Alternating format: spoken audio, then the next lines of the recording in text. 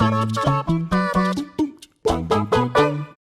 think about how weird it is that 99% of video game heroes kill? That eliminating enemies is a staple of the medium, and it's hard to sustain an entire game without letting you slay at least a handful of sentient beings at one time or another. Compared to film, and unless you're firmly in the action genre, a main character offing someone else would stand out like a sore thumb. Even the majority of the MCU only tend to outright kill evil alien races or overlords hellbent on enslaving Earth. Back to games, and it's pretty clear killing goes hand in hand with the vast majority of fun game mechanics.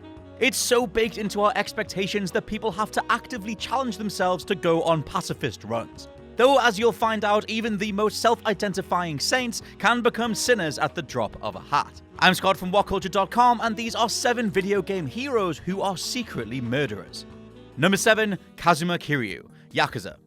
A major running gag amongst the Yakuza fandom, for the longest time the established character trope for the legendary Kazuma Kiryu is that he doesn't kill. A response to having 3 of his own family slain, Kiryu swears himself to a life of pacifism. And besides routinely coming up in many of the games as a core plot point or reason someone gets away with something, there are many instances where good old Kaz is just straight up slaughtering people. Most notably is in newer games in the series, Yakuza 6 and Yakuza 0, where Kazuma takes a rocket launcher to a gunship being piloted and literally fires a handgun at the head of another pilot respectively. This is alongside the Batman-esque crumples of broken bones and brain damage he leaves street thugs in that we have to assume don't lead to a more permanent end, and things like using a number of katanas on enemies as well. There's even a scene in Yakuza Kiwami where Kiryu grabs an innocent waiter and uses him to block a barrage of machine gun bullets from an assailant before throwing the bullet-ridden corpse at the person and then fighting everyone else. All those piles of bodies, the lack of movement, the fact goons get tossed out of skyscraper windows, off moving cars, or have their heads fried in microwaves. Yeah, I mean, sure, they're all fine, Sega. I'm sure they're all fine. It's A-team logic, right? Number 6. Mario. Super Mario Bros.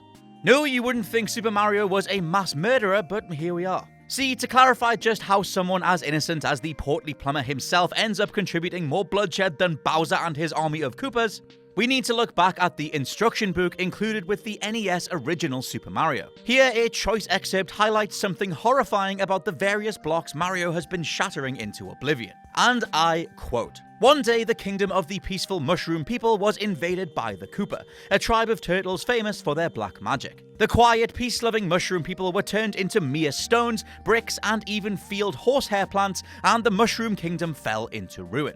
So the Mushroom Kingdom's denizens all being turned into stones and bricks brings about one hell of a switcheroo on the playful nature of Mario. Which is to say, he, and by proxy you, have been leaping around the place, shattering innocent people into handfuls of pieces. Even after Mario defeats Bowser and reclaims the land, it's no wonder all that's left is a handful of toads. Princess Peach is probably in another castle just to stay alive. Number 5. Piccolo, Dragon Ball Z Kakarot. Now that it's part of a Dragon Ball game comprising all the sagas, and a title advertised as an entry point for newcomers to Dragon Ball overall, let's talk about one of the balmiest things in Dragon Ball history. Tough mentor with a heart of gold character Piccolo destroying the frickin' moon.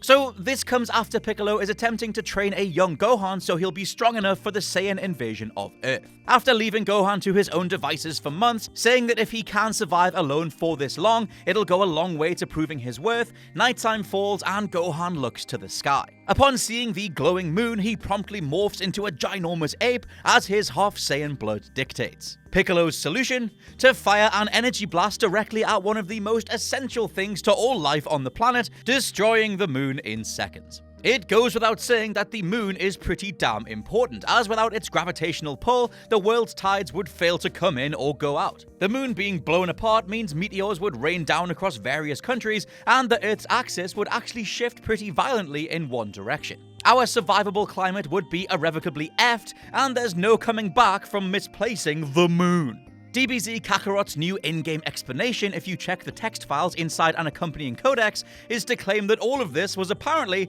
an illusion. Something that changes the explanation given across the saga to this point, and to be honest, it still doesn't make any sense. Because if this was an illusion, then Vegeta later creating a fake moon so that he can transform wouldn't be necessary. And that's all besides the fact that the moon disappears from here on in. Look, Piccolo, you're just a killer, just admit it. Number 4, Green Lantern, Mortal Kombat vs. DC. MK vs. DC might have been pretty disappointing after years of NetherRealm talking about how they were going to significantly revamp Mortal Kombat, but the outright bad stuff came from many of the DC roster's inclusion. Namely, the largely terrible heroic brutalities that replaced fatalities, as DC didn't want their flagship heroes killing anyone in increasingly disgusting ways, because you have to remember that this was years before they loosened up for Injustice. Even the fatalities we did get were notably more child-friendly, as the likes of Kano could be seen mortally wounding someone by jumping on their chest, and Jax busted out a few machine gun bullets for his big finish. However, there was one character, Green Lantern, whose finishers were clearly killing people, and were even mimicked in the next proper Mortal Kombat by psychokinetic warrior Kenshi. First up, the Hammer Smash. Here, Lantern crushes his opponent's abdomen into a dinner plate in between two ginormous hammers. There's literally no way this doesn't result in instant death.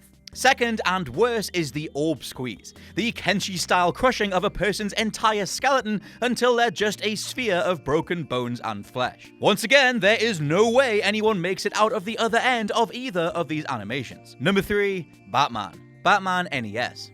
Clearly coded by someone who hadn't read the liner notes on Batman, the original Batman movie game on NES deviates quite substantially from its movie counterpart. Where in the movie, Batman uses his grapple gun to attach Joker to a nearby gargoyle statue, still inadvertently killing him as Joker loses grip on the escape helicopter and plummets to his death, in the game it is a completely different story.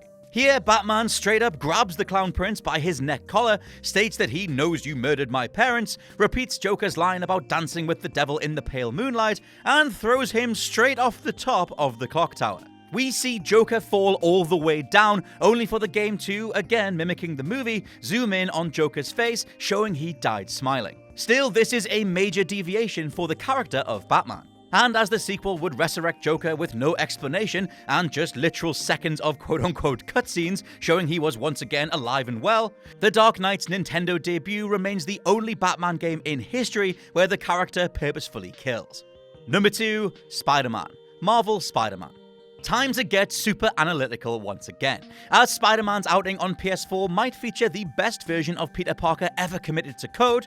Seriously, Yuri Lowenthal's performance and voice work is second to none, but there is a ginormous flaw in his no-killing policy. Let me explain. To get around the fact that you can boot people off skyscrapers and tall buildings, leaving goons to fall to their deaths, Spidey will auto-attach a remote mine that detonates and attaches said thug back to the side of a given building. Now, another way to guarantee a slaughter-happy Spidey is to keep swing-kicking and attacking enemies in mid-air until you're so far away that the mine can't trigger.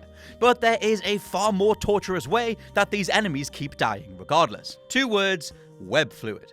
See, despite having various incarnations across comics, games, and films, Spidey's actual webs only tend to stick around for a couple of hours. Otherwise, New York would look like an old cupboard full of webbing after only a few weeks of him swinging around. We know this because in Spider-Man Homecoming, Parker says to Donald Glover's character Davis, "Hey, that's gonna dissolve in 2 hours. This means that enemies are then stuck to the sides of building sites and skyscrapers with no rescue parties, police notifications, etc. for 2 hours or more before falling to their deaths. Because let's be honest, who the hell is going to be able to climb 70 stories straight up just to be able to save one person that it's only happenstance they'll even have heard about? Spider-Man, the friendly neighborhood serial killer.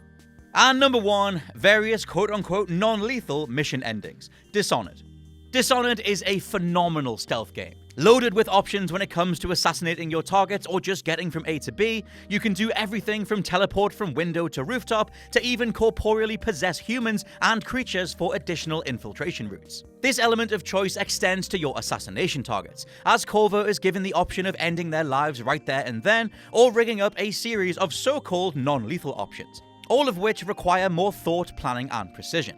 The latter is the only way to get the low chaos good ending, but the issue in calling these methods non-lethal though, well, a good few of them are anything but, and alongside being overly cruel to admittedly bad people, would likely result in death after a passage of time too.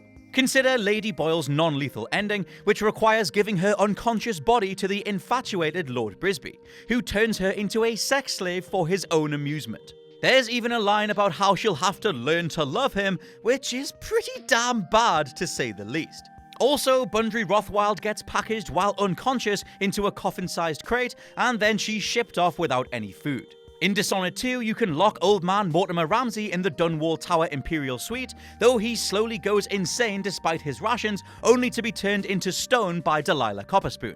Dishonored's otherwise colourful and cartoonish aesthetic gives way to some nightmarish scenarios on the other end of a non-lethal playthrough. And this handful I've mentioned are only a few selections of points across the games where morals are thrown straight out the window.